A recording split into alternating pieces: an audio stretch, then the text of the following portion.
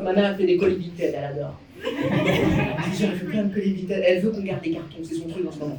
Dès qu'il y a un carton, elle dit mets-le de côté, on sait même pas. Genre, le soir, mon père, il a fini un paquet de cigarettes, elle dit mets-le de côté. Et je te jure, elle prend son rôle à cœur, elle fait vraiment des super emballages, elle fait même des mots pour les clients. C'est fou, vous avez fait des mots, quoi. Je dis, mais c'est quoi la prochaine étape? Tu avais du parfum sur le truc? Elle m'a dit, c'est déjà fait. J'ai vidé le parfum, mais j'ai gardé la boîte au cas où.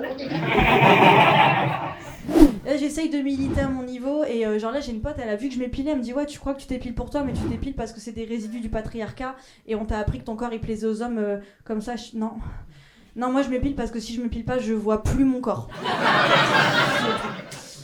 Et quand je suis chez moi j'aime bien savoir elle est où la dame, j'aime bien la localiser. C'est vraiment entre moi et moi quoi que ça se passe. Et je trouve le problème il existe aussi avec les mecs, hein. Moi quand je croise un mec avec une grosse barbe, si je suis pas capable de localiser les lèvres, c'est que c'est trop long, faut couper, chef. La dernière fois, je couchais avec une meuf un peu radicale à ce sujet, et pareil, j'étais pas capable de localiser les lèvres, je dis c'est trop long, faut couper, chef. Et tu sais, je comprends pas pourquoi elle prend pas une robe à sa taille. Je dis prends une robe à ta taille, là, en vrai. Elle me dit non, mais c'est ma taille. Je dis mais on a entendu des bruits quand même, hein. Quand c'est ta taille, ça fait zip. T'as entendu zip? Moi, j'ai pas entendu zip, hein. Elle me dit si, j'ai entendu zip. Je dis bah, t'as entendu zip? Vas-y, elle a entendu zip. Je prends la fermeture. Je monte, j'entends zip. Je dis arrête de faire zip avec ta bouche, je te vois dans le miroir. On est déjà sans galère comme ça, tu nous aides pas, je te jure. Et tu sais, je sais pas s'il y en a qui ont travaillé ou qui travaillent dans la vente. Parfois, tu tombes sur des clients relous qui te niquent ta journée. Et je pensais que c'était elle. Et elle me dit j'ai une soirée ce soir et j'ai prévu de me faire belle. Et c'est là que j'ai compris. C'est pas un client relou, c'est une femme à qui on a dit pour être belle, il faut rentrer dans cette taille. Je dis c'est chaud. Je vais essayer de lui parler. Moi, je crois en Dieu. Pour moi, il n'y a pas de hasard. Si on se croise, toi et moi, on doit s'apporter quelque chose. Du coup, je dis, vas-y, je vais essayer de lui parler. C'est ma BA de la journée. Et moi, j'ai un père un peu âgé. Toute ma vie, pour me faire comprendre des choses, il est passé par des proverbes. Et je me suis dit, ça y est, il est temps de transmettre. Je dis, madame, on arrête tout. On n'a pas besoin de ça. On n'a pas besoin de forcer pour vous faire entrer dans cette robe. Et peu importe ce qu'on peut vous dire autour de vous, vous êtes une femme. C'est important de le savoir. C'est même dangereux de ne pas savoir qui on est aujourd'hui. Vous savez, si on fait croire à un éléphant que c'est une baleine, il peut se noyer. Je peux m'expliquer 2 secondes ou ça juge direct? Des fois, ça t'arrive, tu sors des dingueries, tu t'en rends compte en cours de phrase. Moi, j'ai capté à baleine, je pouvais pas m'arrêter à baleine. Baleine, c'est chaud. Là, pendant longtemps, j'ai fait un truc, j'ai reclaqué les portes de mon appartement, ici à Paris, et j'ai laissé les clés derrière. J'appelle le serrurier, t'arrives de nuit, 350 € l'ouverture de porte. Je dis quoi? 350 €, mais le loyer il est à 550, ouvre la porte, garde-le si tu veux l'appartement. Il vient, il m'ouvre la porte, avec quoi? Avec une radio médicale.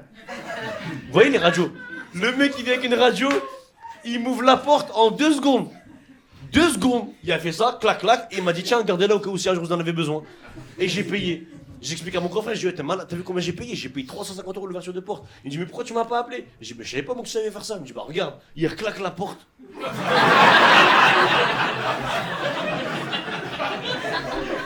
Il prend la radio pendant 5 minutes, c'est comme ça, voilà il est là.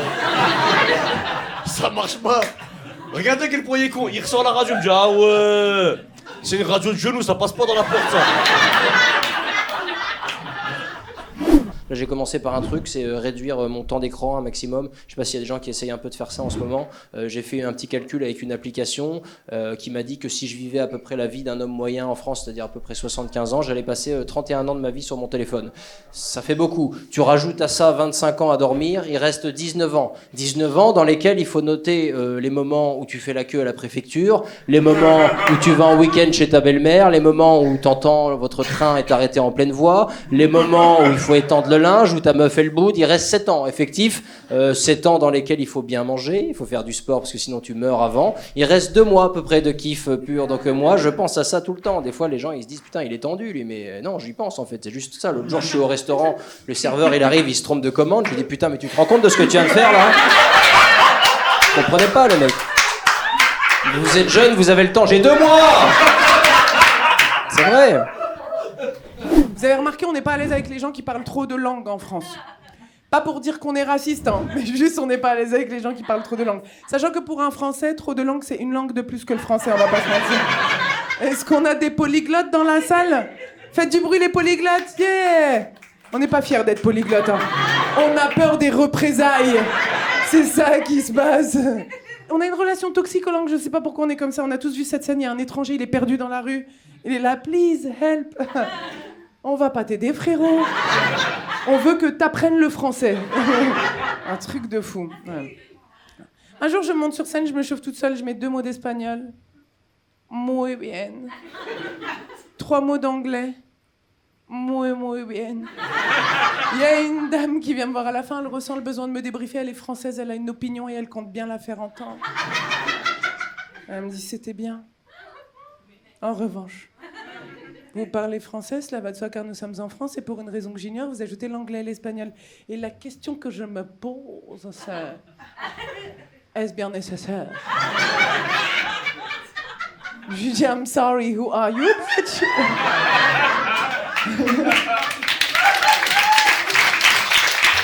Je travaillais à l'étage, je m'occupais des cabines d'essayage, c'était cool comme taf, c'était tranquille. Juste un jour, il y a une femme qui est montée avec une petite robe pour l'essayer, et moi quand je l'ai vue arriver, je savais elle allait pas rentrer dedans. Ça a commencé comme ça l'histoire. Faites pas les gros yeux, j'ai rien dit de mal. J'ai juste fait des calculs, on a le droit de calculer aujourd'hui ou ça on n'a plus le droit?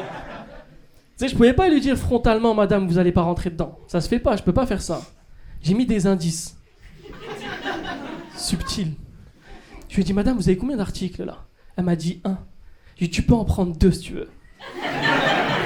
Trop subtil. Elle m'a dit, non, c'est bon. Je dis, bah vas-y, hein, si c'est bon. Fonce, belle gosse.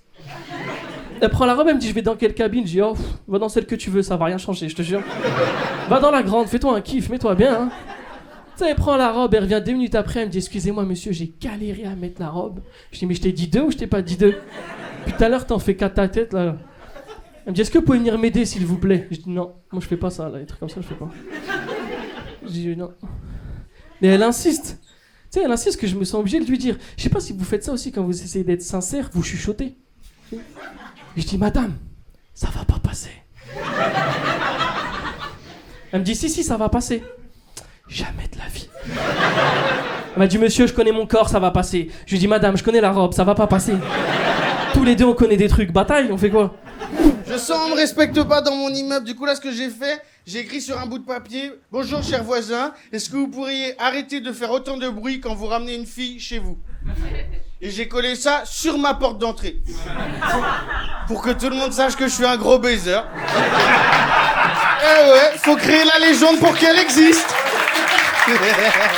J'ai réalisé quand même 18 ans de couple, je crois qu'en fait on s'embrouille, mais c'est un art de vivre. La dernière fois on fait un restaurant à 4. Mais forcément, à un moment le temps il est monté. Non mais vous allez me comprendre, on est au restaurant. Je dis à mon mec, chérie, moi je prends une 4 saisons, ça te dit, tu prends la truffe et comme ça on partage. Il me dit non. Je dis, excuse-moi, t'as pas compris, t'auras la même quantité. C'est juste qu'on fait moite-moite, du coup c'est bigou. Il me dit oui, mais non. Excuse-moi, chérie, en fait, on est au restaurant. C'est un moment de partage. Voilà. Donc, pourquoi pas partager? Il dit, oui, mais moi, je suis au restaurant, j'aime bien manger. Moi, je suis là pour manger, ma petite pizza. Bon, moi, ça m'a saoulée, parce que je me dis, ce mec, je partage quand même ma maison avec lui. Je partage mon enfant, je partage ma salive, et il veut pas partager une pizza, en fait. Donc je lui dis en fait à un moment, il va falloir qu'on se comprenne. Et il me dit oui, mais non, parce qu'en fait moi tu comprends, j'aime bien manger ma petite pizza, oh putain. Donc là, je regarde mon beau-père et je lui dis, vous comprenez? Il me dit, non mais les enfants, calmez-vous en fait. Je dis, mais en fait on s'énerve pas, je parle fort avec les mains, c'est peut-être pas le thème du restaurant peut-être. Bon, vous me comprenez? Ben oui. Donc, moi... Ensuite, bon, j'ai obtenu gain de cause à moitié, du coup j'ai partagé ma pizza avec ma belle-mère, voilà. Mais j'avais ma pizza bigou, voilà. Une fois j'ai pris le bus de nuit. Il y avait un monsieur un peu fou qui monte dans le bus de nuit. Et vous voyez, il me dit, est-ce que t'as un gars? Et ça, moi je reconnais, ça, tu vois, ça c'est de l'harcèlement de bus de nuit, je reconnais. Donc moi j'ai une tactique pour contrer ça. J'ai dit, oui, j'ai un gars. Il m'a dit, dis la vérité. J'ai dit, j'avoue, j'en ai pas. Il m'a dit, voilà, et arrête de mentir maintenant. Et il est juste parti. J'ai dit, mais attendez. Vous avez pas fini votre harcèlement, là.